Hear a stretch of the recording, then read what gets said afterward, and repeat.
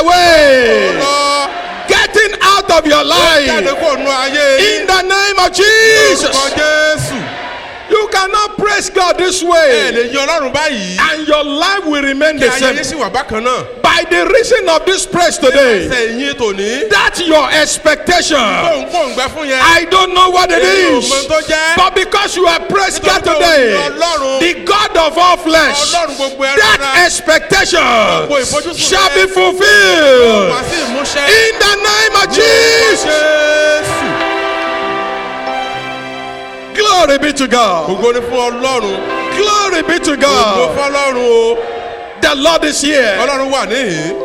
We are not saying like Jacob. A ò ti bí Jákọ́bù. The Lord is here. Ọlọ́run wà níbí yìí. We know it. A mọ̀. Hallelujah. Amen. And because we know it, Nípa àmọ̀ Ọlọ́run wà níbí yìí. we can challenge every mountain. A lè ṣe gbogbo àwọn òkè níjà. I speak to every form of mountain Sọ fún gbogbo àwọn òkè. in your Nínú life, ayé rẹ. in your family, Ilé rẹ. in your work, Iṣẹ́ rẹ. every Tó mountain, gẹ́gẹ́ bí òkè. by the reason of this praise, Ẹ̀yin tòní. shall be rolled away Yí kúrò. in the name of Ní orúkọ Jesus. Jésù. Whatever obstacle, Gbogbo àwọn tó bá dàbí ìṣòro. whatever Gbogbo obstruction àwọn tó ń dí ọ lọ́nà. to that joy you are Tí expecting, ayọ̀ tó ń retí yẹn. by the reason of this praise Nípasẹ̀ today, ẹ̀yin tọjọ́ òní. all the obstruction, Gbogbo àwọn ìdènà they yẹn. are rolled away in the name of Jesus. Jésù. Can you give the Lord a clap Tó ní offering? fọ́nrán lẹ́bọ̀ rẹ̀ àtẹ́wọ́. Give the Lord a clap Tó ní offering. ọrẹ àtẹ́wọ́. Give the Lord a clap Tó ní offering. ọrẹ àtẹ́wọ́. Give the Lord a clap Tó ní offering. ọrẹ àtẹ́wọ́. And you may be Ẹ seated sì lè jókòó in God's presence. níwájú Ọlọ́run. Hallelujah. Amen. Hallelujah. Amen. I wonder how it will be when we get to heaven. Mo ń gbòye pé báwo ni ó ṣe ní ta bá dọ̀run. Because the only assignment we have Torí pé there iṣẹ́ kan tó ti a ní lọ́hùn. is to praise Òun ni God. láti máa yìn ín. May I say this to you? Jẹ́ kí n sọ eléyìí fún ọ. If you don't know how to praise Tó bá wọn God bó ṣe fẹ́ yin Ọlọ́run. and you are a child of God, Jẹ́ ọmọ Ọlọ́run. go and learn how to do Lọ kọ́ it. bá a ṣe yìn o. Hallelujah. Amen. If you don't know how to Tó shout bá wọn láti ké in the presence of God, níwájú Ọlọ́run. go and learn how to shout Lọ it. kọ́ bá a ṣe ń ké. Because that is what we are going to do O over kò there. ṣe táwọn mọ̀ ń ṣe lọ́hùn nìyẹn. Even those who come from Germany, Àwọn tó wá láti Jámánì.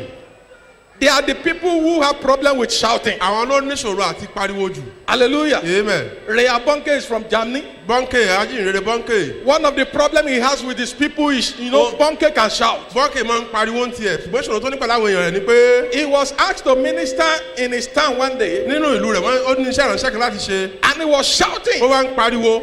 and they sent notes to him on Ó wá ń the kọ̀wé pulpit. pélébé fún un. Say, we are not deaf here. We are not deaf here.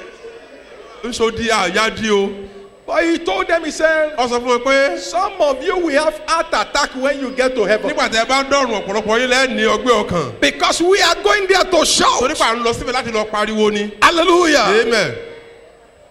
In praising God, there are a Nínú lot of yíyan blessing Ọlọ́run. there. There are a lot of blessing there. Ìbùkún ọ̀pọ̀lọpọ̀ ló gbà níbẹ̀. And the praising God today is with difference. Bá a ṣe yan Ọlọ́run lónìí ọ̀nà ọ̀rọ̀ ọ̀tọ̀ ni. Hallelujah. Amen.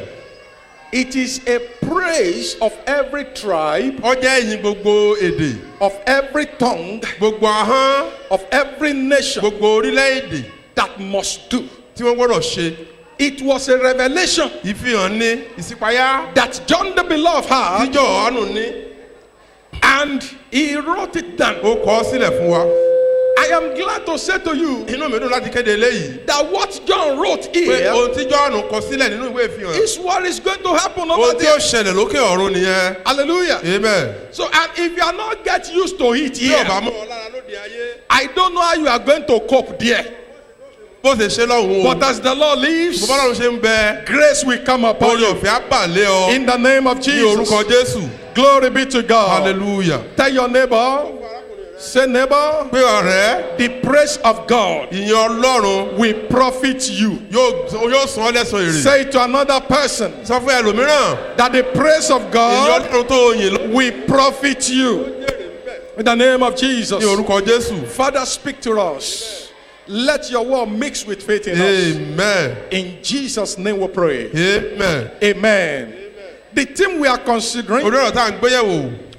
for this year Cultural Sunday fún ìsìn àrà ọ̀tọ̀ ìní. is let every tribe Jẹ́ kí gbogbo orílẹ̀ gbogbo èdè and tongues gbogbo ahọ́n praise him. yin Ọlọ́run. Let every tribe Jẹ́ kí gbogbo èdè and every tongue, àti ahọ́n every race, gbogbo ẹ̀yà every color, gbogbo àwọ̀. let them praise him. Jẹ́ kí wọ́n yìn ín. Let them praise Jẹ́ God. kí wọ́n yìn ín. And that is what we have come to do Ohun tá a wá ṣe leléyìí in our church today. nínú ìjọ wa lénìí. Praise Ìyìn is a relationship, ó jẹ́ ìbáṣepọ̀. not a ritual. To praise God Láti yin Ọlọ́run. is to establish a Òun ni relationship láti fìdí ìbáṣepọ̀ múlẹ̀ with God, pẹ̀lú rẹ̀. not a ritual. Kò ń ṣe ẹbọ rírú. That is why the Bible Ìdí says, ní tí Bíbélì sọ wípé let everything jẹ́ kí gbogbo ohun that has tó ní breath ẹ̀mí praise God. yin Ọlọ́run. Everything Gbogbo ohun gbogbo that has breath, tó ní èémí. everything Gbogbo that is still living, let them praise God. You know what that means, people of God? It means that whenever you praise Ó túmọ̀ God, sí pé ní gbogbo ìgbà tó bá yìn ín. you are justified for the bread that is in you. Ó ń fi ìmọrírì èémí tó wà nínú rẹ̀ hàn. Your praise justifies the breath in you. Ìyìn rẹ̀ ó fi mímọ rírì èémí rẹ̀ hàn. Whenever you praise God, Nígbàkigbà tó bá yìn ín. that praise qualifies you to have bread. Ìyìn tó ń yìn yẹn ó kà ọ́ yẹ láti You ní èémí. cannot praise God and die. O lè yìn kó o sì dòkú. When you praise God, Nígbà tó bá yin you Ọlọ́run, have bread, the life ó of God ní in you. èémí ìyè nínú rẹ̀. And by that unction, I speak to the Nípa life of ìbúrò yẹn mo somebody sọ here fún ọ. that whatever that is dying in Ohun you, tó ti dòkú. or whatever that is dead already in Àmì ètò tó ti you, kú. because you are praising Nítorí pé o God ti yìn today, láàárọ̀ yìí. and it is those that have life Àwọn that tó sì will ní praise èémí Him. ló yìn I ín. speak life back Mo to sọ èyí you sínú rẹ̀. in the name of Ní orúkọ Jesus. Jésù. Whatever that is dead Gbogbo tó ti kú. or that are Àbò dying, tí ń kú lọ́wọ́ I báyìí. speak life of God Sọ̀rọ̀ yẹ to Ọlọ́run. them in the name of Orúkọ Jesus. Jésù. Because your praise Nítorí pé ìyìn rẹ̀ qualifies you for ó kà ọ́ life. yẹ fún èémí. Hallelujah. Amen. Your praise Ìyìn rẹ̀ also dignify your life. ó tún fi ìtumọ̀ fún ayé rẹ̀. It brings honor Ó mú ọlá to your life. fún ayé rẹ̀. May you be honored Wàá di ẹni ọlá in your life in the name nínú of ayé rẹ̀ Jesus. lórúkọ Jésù. Where we read in our Níbi tá a kà text, nínú ìwé ìfihàn. Revelation chapter Ìwé 7. ìfihàn orí keje. I believe those of us who have Igbo Yoruba Bible, Àwọn tá a ní Bíbélì Ìgbò. we will go and read it in that Ẹ lọ language. kàlédè Ìgbò. Thank God for Dickness. She read Adúpẹ́ it fún diakoni from obìnrin Hausa ẹ. language. Abíọ́lá tán ka èdè Hausa fún wa. We are blessed in Nigeria. So many of Ọlọ́run our kò fún wa languages lórílẹ̀-èdè have that Bible. yìí. A ní gbogbo àwọn oríṣiríṣi ẹ̀yà èdè Bíbélì. Okay. All the Ebira people, you have it. Àwọn èbìrà wọn ní tiwọn. Go and read it there. Ẹ lọ kà níbẹ̀.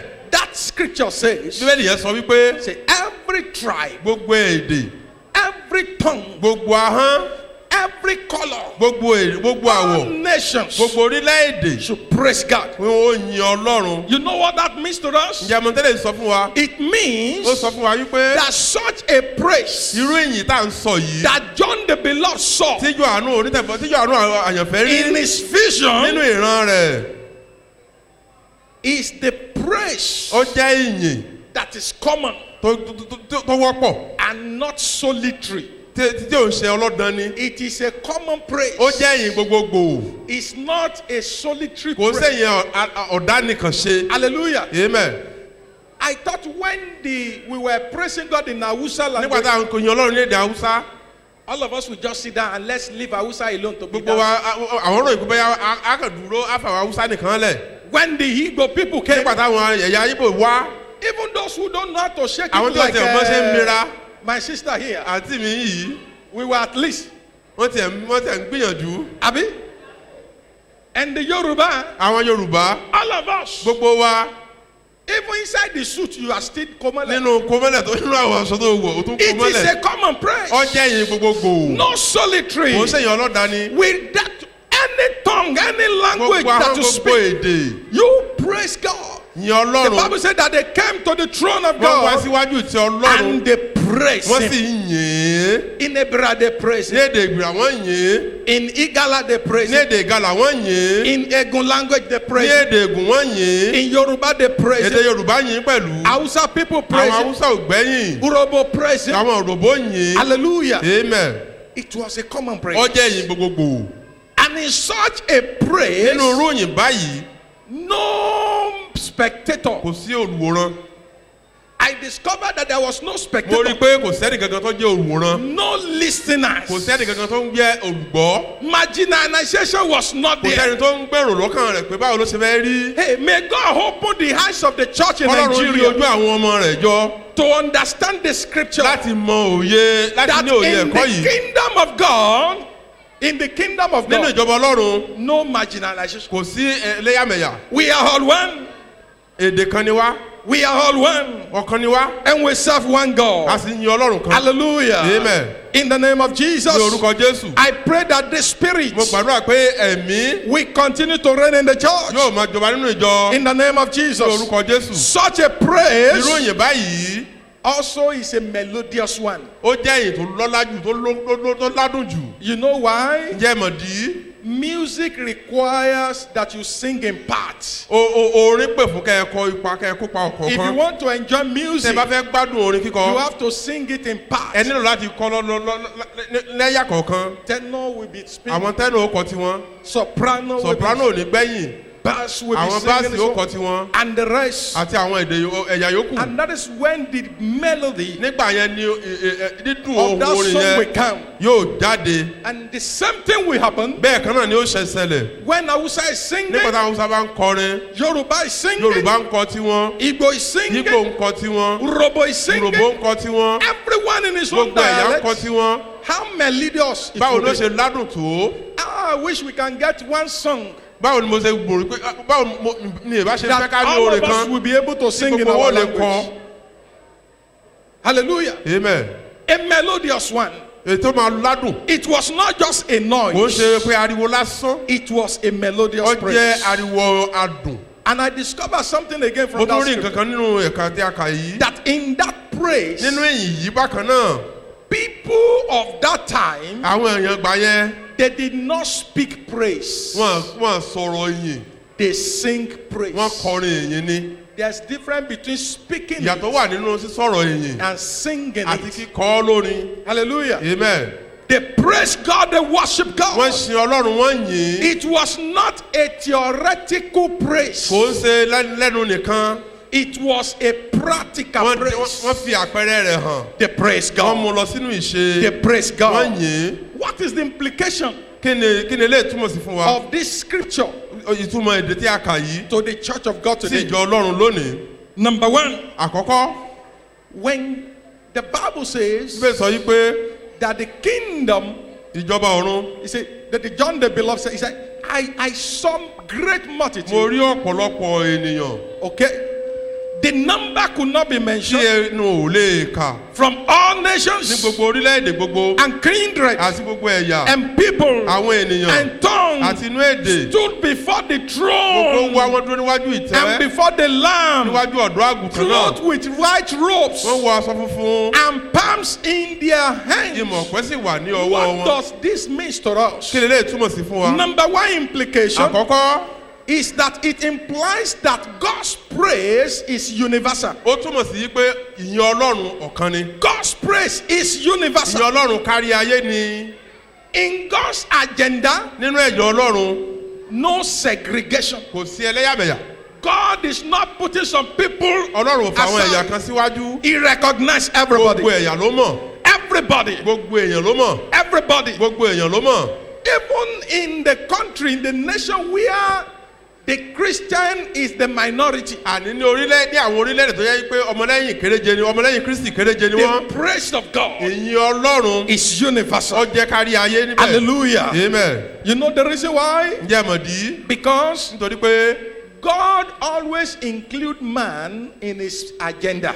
ọlọ́run máa ń fi ènìyàn sọ́kàn nínú ètò rẹ̀ gbogbo That is why in John 3:16, ìdí ní inú ìwé Jòhánù orí kẹta for ẹsẹ̀ God kẹrìndínlógún so ó ní ọlọ́run loved the fẹ́ràn gbogbo world ayé Hallelujah. amen. For God so torí loved pé the ọlọ́run world. fẹ́ràn ayé tó bẹ́ẹ̀ gẹ́. Did God say, for God so loved the Igbo ọ̀sán people? kò ń ṣe àwọn yíbò nìkan lòún The fẹ́. world. gbogbo ayé, Every language. gbogbo èdè, Every nation. gbogbo orílẹ̀-èdè, Every race. gbogbo ẹ̀yà, Every color. gbogbo àwọ̀. God's plan is always ètò universal. ọlọ́run fún gbogbo wa ni. So his praise is universal. ìyìn rẹ̀ bákan náà fún gbogbo ayé ni. Glory be to God. ògo ni fún ọlọ́run. Number 2 implication ẹ̀kejì, is that it implies unity and oneness ó túmọ̀ sí pé a wà ní ọ̀kan of àti the ìṣọ̀kan body of Christ. Of the body of Christ. fún gbogbo agboolé ìgbàgbọ́. In the kingdom of God, nínú ìjọba ọlọ́run, we are one. ọ̀kan ni wá. Hallelujah. amen. Hallelujah. amen. Hallelujah. amen. We are one family. agboolé ẹbí kan ni wá. And so we must relate as such. a gbọ́dọ̀ gbé bẹ́ẹ̀ gẹ́gẹ́. The reason for such a Sunday like this irú ìdí fún irú ìsìn ọjọ́ òní. is to be more united. òun ni pé ká túbọ̀ wà ní ìṣọ̀kan. Is to see ourselves as one, òun ni ká rí ara wa body, bí ọ̀kan. one family. ẹbí kan. Hallelujah. amen. It should not end at the point of dancing here. kò ní parí ní òkun kákan jò lásán. Relate with one another. bá ẹnìkan ṣe pọ̀. Thank God in our church here, arúgbó nínú pé ní ìjọ yìí there is no special seat. kò sí ààyè fún àwọn kan. In some congregations, there are special ní seats. àwọn ìjọ mìíràn àkàndá ààyè wà. I was told of one wọ́n sọ̀kan fún wọn. that even when those people who are sitting there are not in the church, bí àwọn tó ń jókòó lórí àwọn àga ọ̀tọ̀ yẹn tí ò bá sínú chọ́ọ̀chì lọ́jọ́ náà. and people don't have space to táwọn èèyàn sit, ráyè jókòó. they dare not go there wọn to tó sit. bẹ́ẹ̀ láti jókòó lórí àga yẹn.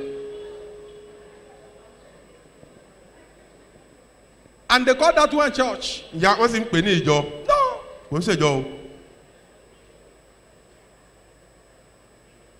Say, all nations, gbogbo èdè. all tongues, gbogbo ahọ́n. all people, gbogbo ènìyàn. we praise ó God. yin ọlọ́run. It is an indication that the church must be one. ó túmọ̀ sí pé ìjọ gbọ́dọ̀ wà ní ọ̀kan. And in Jesus' pastoral prayer, nínú àdúrà jésù fún gbogbo ìjọ. in John chapter ìwé 17, Jòhánù orí kẹtàdínlógún. his prayer was that they may be àdúrà rẹ̀ ni one, pé ká wà lọ́kan. that the church might pé be one. ìjọ kó wà lọ́kan. May God unite us ọlọ́run wọ́n together fún wa ní ẹ̀mí ìṣọ̀kan. in the name of ní Jesus. orúkọ jésù. And that is the beauty of God's eléyìí sì creation. jẹ́ ẹwà ìṣẹ̀dá. Unity in diversity. ọ̀kan nínú ọ̀pọ̀lọpọ̀ ọ̀gọ̀rọ̀. You see, when God was creating people, nígbà tó ọlọ́run dá ènìyàn. He put different grace, ó fún wa ní oríṣiríṣi oore different ọ̀fẹ́. temperaments oríṣiríṣi ìpamọ́ra in us nínú wa for the building up fún láti kíkọ́ of the body of Christ. agbo ilé ìgbàgbọ́. If God created everyone as choleric, tọ́lọ́run bá kó gbogbo wa gẹ́gẹ́ bí kọ́lẹ́ríkì. you can be sure akọni, choleric is akọni. akọni. If you can be sure that every day dáàrí pé ní gbogbo ọjọ́ we will have to fight ìjà láàmú jà in the church, nínú ìjọ. because a choleric will say, nítorí pé àwọn akọni ó sọ pé bó ti wà látètè kọ́ sí, as it was in the past ó ń bẹ nísìn, so it is now bẹ́ẹ̀ ni ó sì máa and rí. so shall it be. Nothing must change it. kò sí nǹkan kan tá a gbọ́dọ̀ tún ṣe. That's choleric for you. àwọn akọni nìyẹn. But God, ṣùgbọ́n ọlọ́run look at our lives. tó wọnú ayé wa He put choleric ó there. fi àwọn akọni síbẹ̀. He put phlegmatic ó fi àwọn there. phlegmatic bẹ́ẹ̀. He put sanguine ó fi there. sanguine síbẹ̀. He put what's the fourth one? Melancholy. Melancholy. ó fi melancholy náà pẹ̀lú Àwọn wọn. onírònú. àwọn tí ò ní rònú. Àwọn onírònú. Àwọn onírònú. Melancholy àdì onírònú. àwọn onírònú. Hallelujah. amen. He put them ó there fi gbogbo wa síbẹ̀. so that they can help each ká lè other ba àrùn ara wa lọ́wọ́. to build the body of láti Christ. kọ́ ilé ọlọ́run. The beauty ẹwà of unity in ìṣọ̀kan diversity. nínú ọ̀gọ̀rọ̀. That is another implication ohun tún ni of that àmúyẹ mìíràn scripture. nínú ẹ̀dá tí a And kà as yẹn. I was reading it, ìgbà tí mò ń kà á. I saw another implication for wọ́n the tún rí church. ìdí mìíràn. Looking at the identity of these people. gbogbo àwọn ènìyàn lẹ́yọ kọ̀ọ̀kan. And the Bible said that they were clothed in white. bíbẹ̀ sọ pé a wọ̀ wọ́n ní aṣọ funfun. That is the implication of sanctity of life. ó túmọ̀ sí ìjẹ́ mímọ́. Hallelujah. amen. the sanctity of life, ìjẹ́ mímọ́ nílé ayé they cannot praise God wọn ò lè yìn ọlọ́run if they are not holy. tí wọn ò bá jẹ́ mímọ́. Their garment was garment of purity aṣọ wọn and jẹ́ aṣọ perfection. mímọ́ And perfection. ó sì jẹ́ pípé. It was a garment of triumph. ó jẹ́ aṣọ ìṣẹ́gun. They fought a lot of battle. wọ́n ja onírúurú ogun. If you read that scripture, the tẹ́ bá Bible says ka that bíbélì yẹn they síwájú. have passed through tribulations. oríṣiríṣi ìpọ́njú ni wọ́n là kọjá. So they triumphed. wọ́n dakọ́ ni. It was a garment of ó triumph. jẹ́ aṣọ àwọn akọni. Hallelujah. amen. I ask us this morning, mo bi wá léèrè láàárọ̀ yìí. the holiness of God ìjẹ́ mímọ́ ọlọ́run must be brought back to the church. a gbọ́dọ̀ mú padà sínú ìjọ. If the church will become what it tí should. ìjọba fẹ́ jẹ́ ntọ́lọ́run fẹ́ kó jẹ́. Excuse me, people of God. ẹ jọ̀wọ́ ẹ̀yin ni ọlọ́run. I am not talking about the holiness in dressing alone. èmi ò sọ jíjẹ́ mímọ́ nínú aṣọ nìkan. I am not talking about the holiness in walking. mo ò sọ mímọ́ nínú ká máa You rìn. know, some people on Sunday, àwọn kan lọ́jọ́ ìsinmi. if they are walking, tí wọ́n bá ń rìn. say, ẹ̀mí wà. wọ́n á ní ẹ̀mí ń bẹ their spirit. Ara máa rìn. they will be walking gently. Ara máa rìn. walking gently. Wọ́n ara máa rìn. walking gently. Ẹ rò pé yín ó fọ́ mọ́ wọn nú ni. you think they are chameleon. No, rárá. that is not the type of holiness. kò ń ṣe irú ìwà ìmọ̀ tí à ń sọ lélẹ́yìí. The type of holiness irú ìwà ìmọ̀ tí à ń sọ nípa rẹ̀. that will keep people before the presence of eléyìí tó God. mú àwọn ìwà níwájú And ọlọ́run. their praise will be tí wọ́n acceptable. yin ọlọ́run tí ó sì jẹ́ ìtẹ́wọ́gbà. Is the holiness òun within ni ó ní yíyá mọ́ nínú. and holiness without. àti ejú jíjẹ́ mọ́ ní ìta. Hallelujah. amen. Holiness inside ìjẹ́ mímọ́ nínú and the holiness outside. àti lóde. One elder was caught nígbà tí wọ́n mú ẹ̀gà in adultery one day. nínú ìṣàgbèrè lọ́jọ́ And they kan. asked him, wọ́n bi léèrè. say, why? An elder, èé ṣe tí ìwà alàgbà. why are you committing kí adultery? ló tó fi ń ṣàgbèrè. You know what he told them? kí lẹ ǹjẹ́ mo tó sọ. He said, please, you have to forgive me. ó ní ẹgbọ́n dáríjì mi nì. He said, from ear up ear, he's born again. láti bíbẹ̀ láti ìdodo láti ìbàdí sókè. And ó jẹ́ from mímọ́. ear downward, is not born láti again. ìbàdí sísàlẹ̀ kò jẹ́ mímọ́. I don't have problem with such a person. èmi ò ní sọ̀rọ̀ pẹ̀lú àwọn èèyàn bẹ́ẹ̀. The church that ordained him as elder has problem. ìjọ tó gbọ́ lé lórí ló ní ṣòro.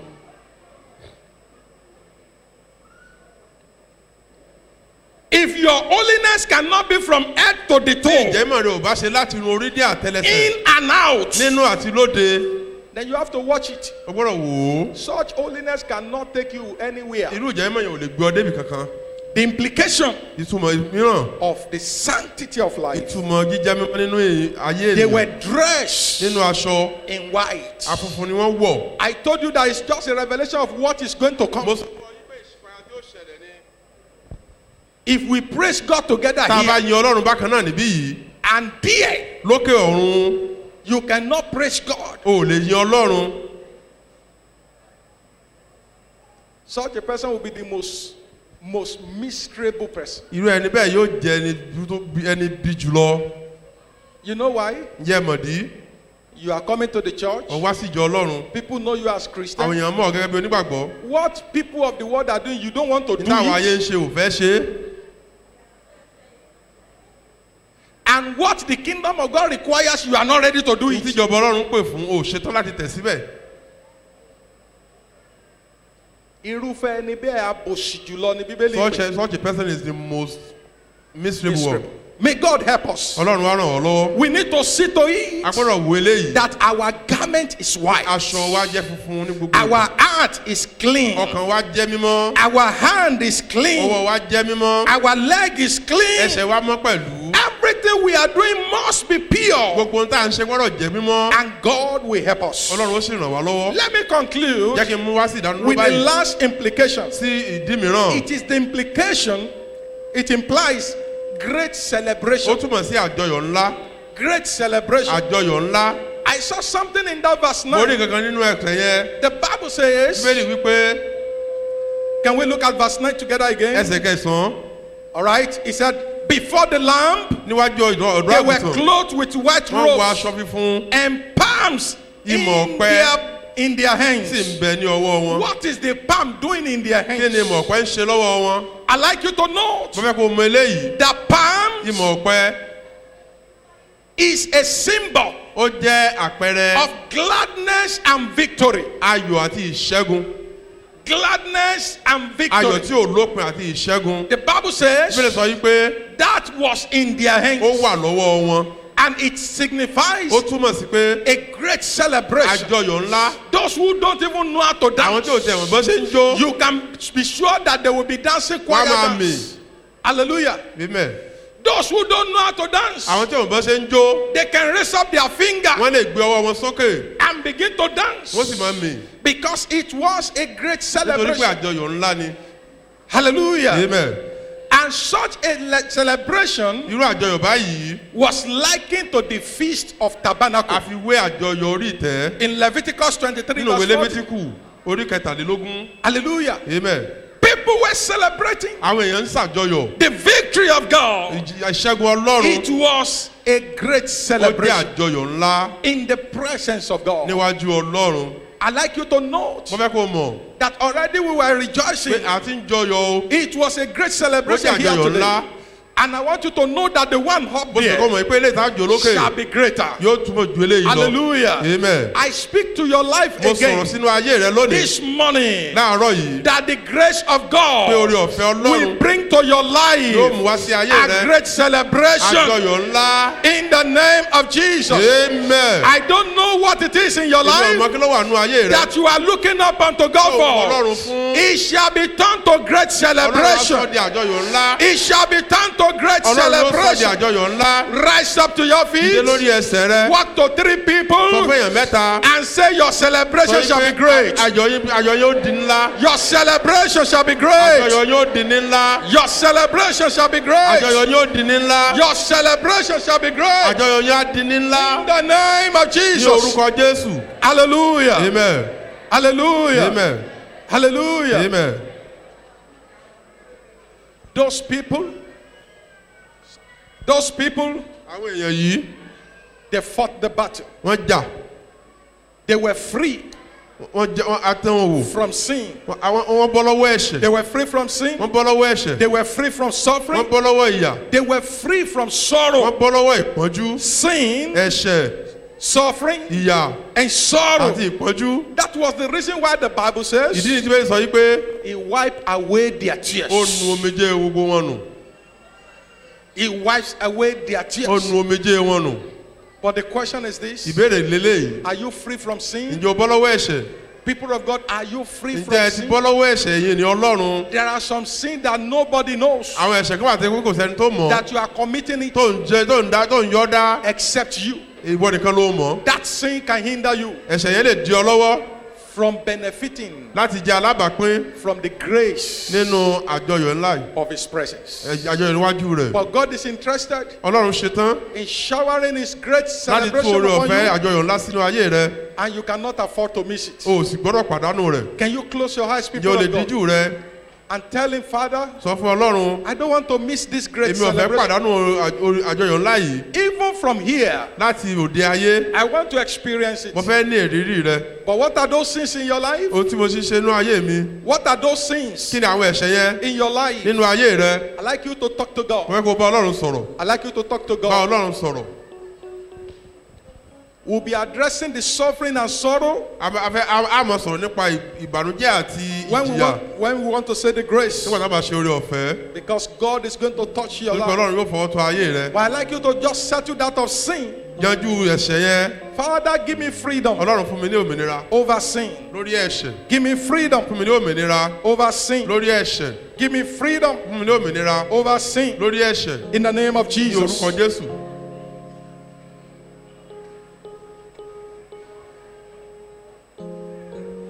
Father, we thank you for your word. Thank you, Father, for the revelation of your mind for your church. That in the church, no room for marginalization. That in the church, we might be united together. That in the church, the holiness of God must be promoted. That in your church, there will be great celebration. Father, we ask that you will breathe upon everyone here. Amen. And Lord Jesus, every sin that may hinder all of this grace, you will wash them away. Amen. For as many who are confessing and making a new decision with you today, I ask that your grace will flow into their lives. Amen. You will forgive them their sins. Amen. You will clothe them with grace of holiness. Amen. Thank you, Heavenly Father. Thank you, Jesus. Glory be to your holy name. Hallelujah. Pray that our praise will not end here, Amen. but you will count us worthy in your kingdom. Amen. In Jesus' wonderful name, we have prayed. Amen.